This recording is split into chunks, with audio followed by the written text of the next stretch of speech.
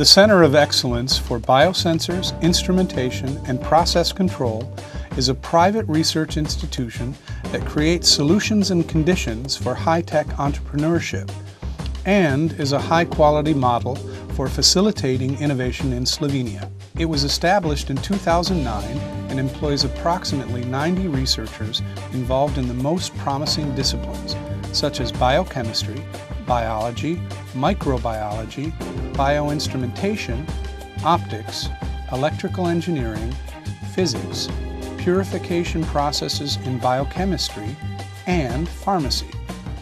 Kako pa je vaš center nekje morda podpora pri slovenskih inovatorjih, kaj vse jim omogoča?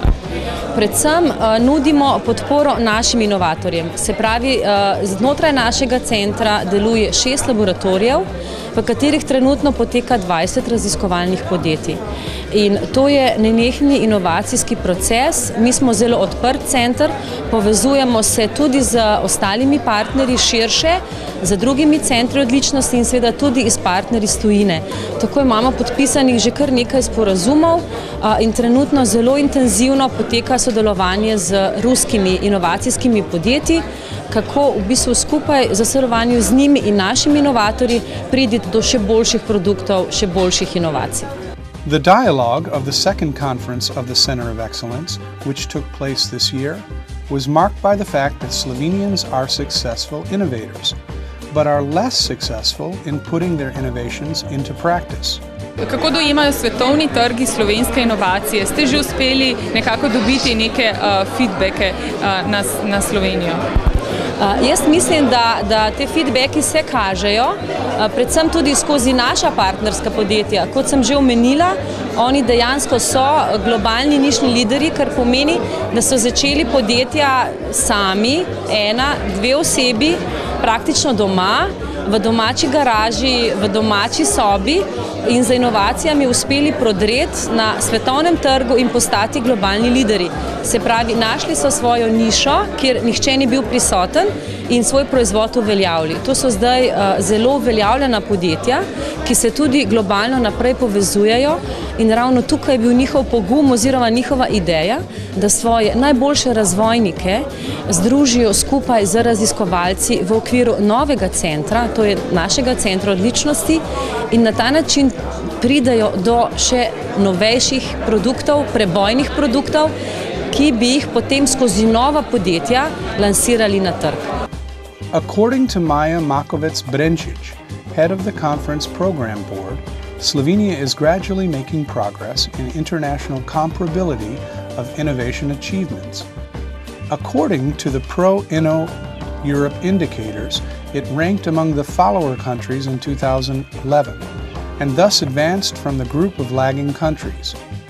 In spite of this, Makovec-Brenčić points out that it's necessary to connect the research and business communities in order to create as many innovative breakthroughs as possible, which will then come to life on international markets through the entrepreneurial idea behind new developmental achievements.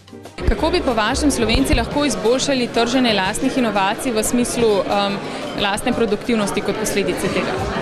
Vsekakor že v izhodišče zasnove idej in potencialnih inovacij, torej invencij, vgraditi to razmišljanje kupca, razmišljanje, kako pravzaprav pripeljati ta izdelek, rešitev, storitev na trg in s tem sistematično razvijati idejo v okviru razvoja novega izdelka oziroma storitve.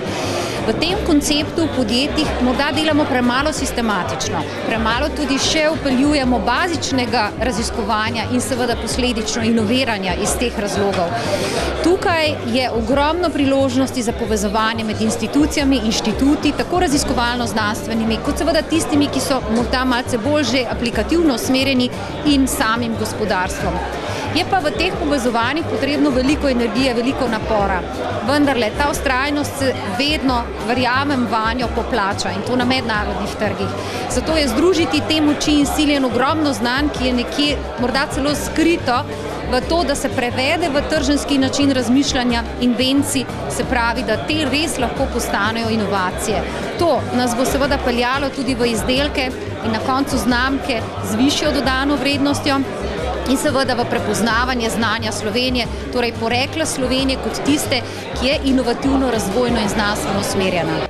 At the conference, more than 100 participants from research institutions and other support and financial institutions were greeted by Dušan Mramor, Dean of the Ljubljana Faculty of Economics, which is also the main partner of the Laboratory for Open Innovation Systems. He highlighted that the main goal is to achieve successful, long-term financial results in innovation and research. No, Slovenci imamo še iz časov Jugoslavije inovativno tradicijo, ki pa morda v zadnjih desetletjih nekako bledi. Kako bi to komentirali? Ja, jaz mislim, da je bilo zelo veliko izkoriščeno tisto, kar je bilo narejeno že za časa Jugoslavije in zelo nespodbujeno pravzaprav novo inoviranje, nastajanje novih proizvodov in tudi ni bilo dobro podpirano sa strani države, da bi te proizvodi potem, ko so vseeno nastali in bili patentirani, bili tržno uspešni in finančno uspešni v svetu. Je morda kriva tukaj tudi naša majhnost države in pa dejansko naše moči v svetu? Na kakšen način bi lahko to bolje iztržili in pa komunicirali, da bi od tega tudi se poznalo na sami produktivnosti? No, moram reči, da v preteklosti je bil odnos države do inovativnosti zelo slab. Potem se je spremenil. V zadnjih letih moram reči, da tukaj je bil narejen en zelo velik preboj. In upam, da ta konferenca današnja bo pokazala tudi načine, kako te inovacije, ki pa sedaj nastajajo in to zelo visoko tehnološke, so prodajljive in kako so lahko tudi finančno uspešne. Slovenia belongs to the group of follower countries, which also includes Estonia, the Czech Republic, Hungary, Croatia, and Hong Kong. Jana Kolar from the Ministry of Higher Education, Science and Technology ascribed Slovenia's advancement to stronger national investment in research and development over the last 3 years. Torej, kam se Slovenija uvršča morda v merilu Evrope ali pa tudi sveta po vlaganju v inovacije, pa potem na koncu v rezultat dejansko, ki je viden v sami produktivnosti? Zadnji podatki vlaganja v raziskave in razvoj v Sloveniji so 2,1% za leto 2010, kar nas uvršča na 7. mesto znotraj Evropske unije. To je predvsem posledica izjemnega povečanja, predvsem v zadnjih 3 letih, ko smo dvignili javna vlaganja v deležu bruto družbenega proizvoda od okoli 1,6 na sedanjih 2,1. V letošnjem letu se ta trend še vedno nadaljuje.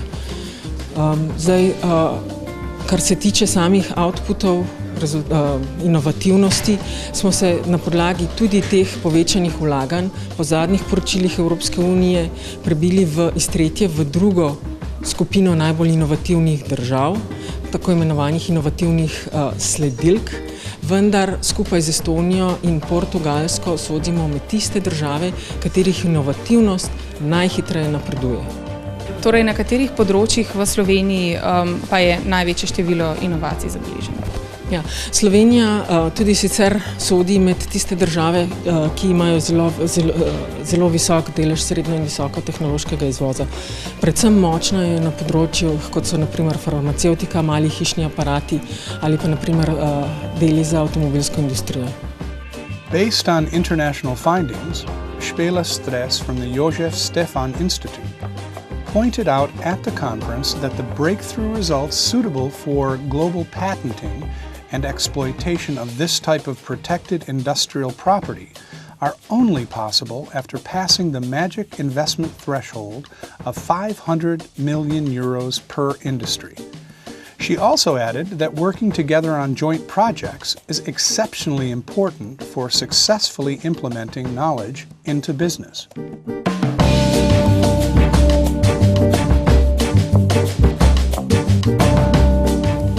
In his talk, Dutch professor Wim Biemans, who specializes in developing and marketing new products and also works as a consultant for international companies, emphasized the importance of understanding customers and their needs as early as possible in the innovation process, and especially the necessity of good management of all connections and relationships in order for a company to successfully commercialize its innovation.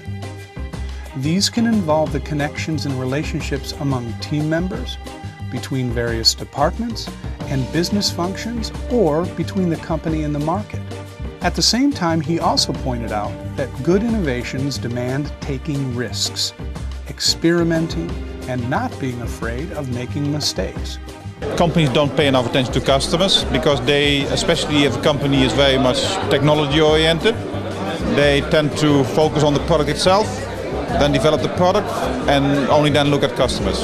And I do think that what they do need to do is to look at customers from the very beginning. So from the very beginning, when they start having an idea for a new product, they should already start thinking about customers rather than just at the end.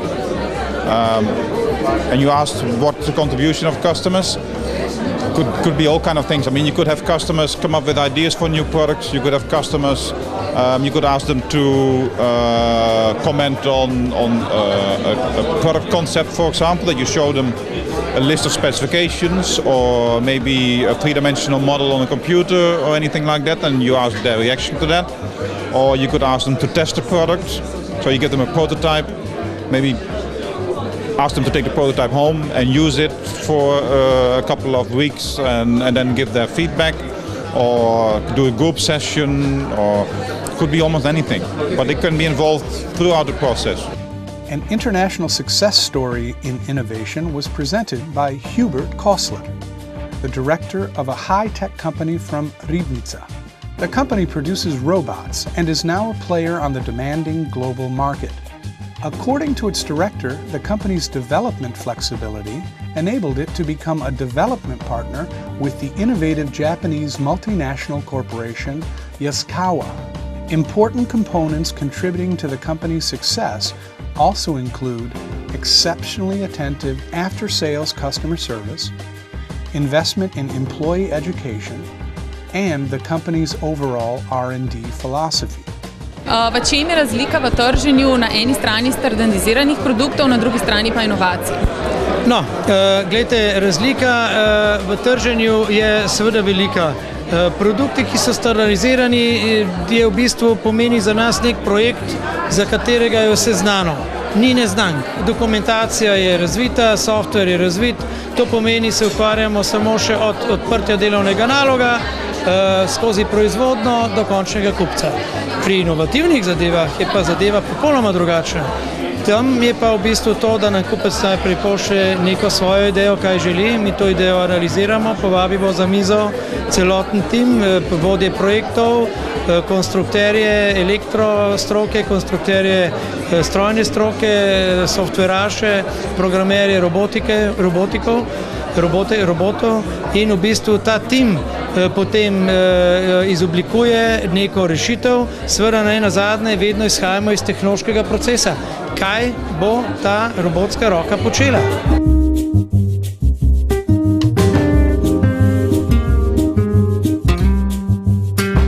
The closing event of the 2011 COBIC conference presented the findings of an extensive study conducted by the Laboratory for Open Innovation Systems under the aegis of the Excellence Center.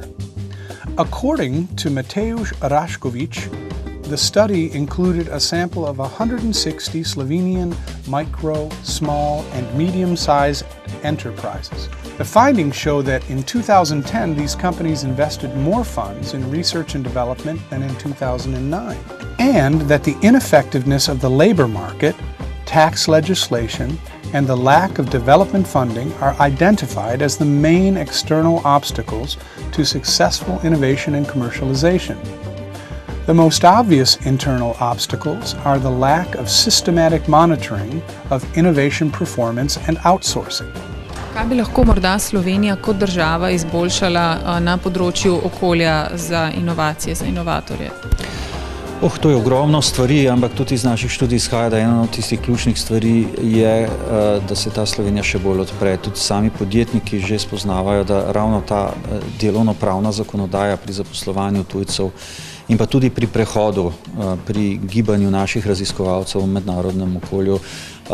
Če pa še širše to postavim, ena ključnih stvari je, kako Slovenijo primerno odpreti, jaz kar pravim radikalno odpreti in pa povezati v ta mednarodna omrežja odprte inovativnosti. To je tako generalno gledano največji izziv, seveda ima pa ta kar precej potizzivov, da bi cela struktura institucionalna slovenska delovala v ta prid.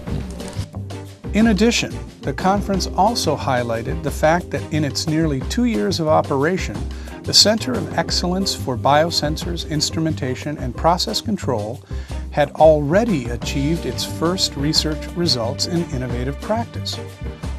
4 COBIC laboratories have presented their basic commercialization plans. The Bioinstrumentation Laboratory, the Laboratory for Bioanalytics, the Laboratory for Advanced Material Systems, and the Laboratory for Advanced Sensors and Instrumentation presented their results and plans for their commercializations in the following areas: water, bacteriophages as alternative medicines, fullerene industrialization, and large system synchronization.